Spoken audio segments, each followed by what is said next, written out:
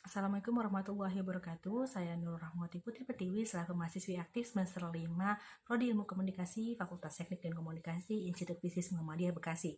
Izinkan saya menjawab 4 pertanyaan.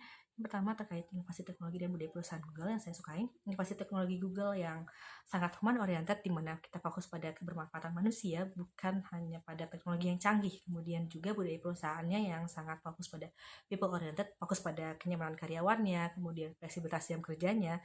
Dan sebagai Gen Z, tentunya saya mengharapkan pekerjaan work-life balance dan Google memiliki hal tersebut.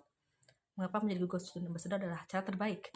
Tentunya sebagai mahasiswa memiliki titel Google Student Ambassador adalah hal yang membanggakan.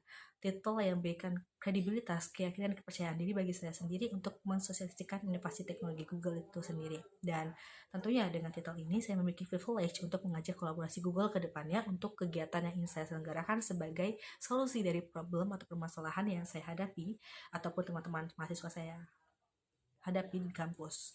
Kemudian pertanyaan yang kedua, acara kegiatan interaktif yang saya bayangkan adalah kolaborasi dari dating talk show, Roblox, dan juga Clash of Champions, di mana nantinya akan ada juri sebagai penulis yang menyaksikan para peserta bermain di labirin, dan di perjalanan labirinnya selalu ada pos perhentian untuk menjawab tantangan seperti Clash of Champions, di mana tantangan tersebut harus dijawab dengan tools Google.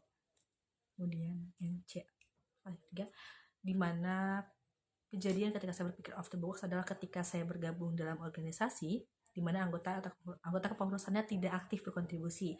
Saat itu semua orang berpikir solusi terbaiknya adalah teguran, surat peringatan. Namun saya rasa ketidakaktifan dalam organisasi tentunya bukan hanya terkait pilihan mereka gitu, tapi ada alasan di balik itu semua. Dan setelah ditelusuri, alasan utamanya adalah ketidakmampuan mereka dalam bidang yang mereka pilih dalam organisasi. Dan tentu ini menjadi kesulitan terbesar untuk melakukan kegiatan latihan soft skill internal di mana mereka semua menjadi pesertanya dan semua pengurus menjadi pesertanya, dan malam keakraban supaya mereka semua bisa mengutarakan perasaan mereka ataupun rasa frustasi mereka gitu bergabung dalam organisasi sampai akhirnya mereka menarik diri dari organisasi. Alhamdulillahnya setelah kegiatan itu mereka semua bisa kembali aktif berkontribusi di organisasi.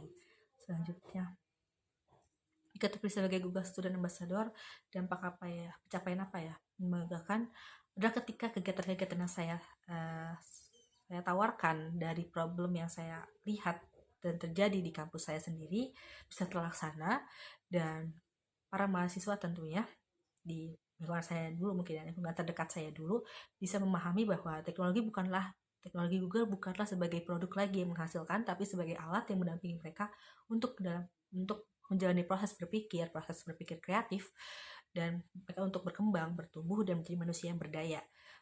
Harapannya dampak yang saya bisa ciptakan dengan peran saya sebagai Google Student Ambassador baik di dalam hingga luar kampus, tentunya pada kesimpulan yang sama, untuk memberikan kesadaran bagi mereka kalau teknologi Google, inovasi teknologi Google bukan hadir untuk produk yang mereka pergunakan untuk menghasilkan hal yang instan gitu, tapi mestinya menjadi produk yang mereka pergunakan untuk menjadikan alat yang membantu proses berpikir mereka, proses mereka mencari jati diri tentunya sebagai manusia.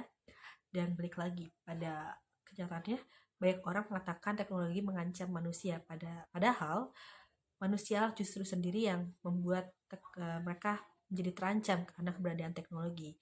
Mungkin itu sekian dari saya. Wassalamualaikum warahmatullahi wabarakatuh.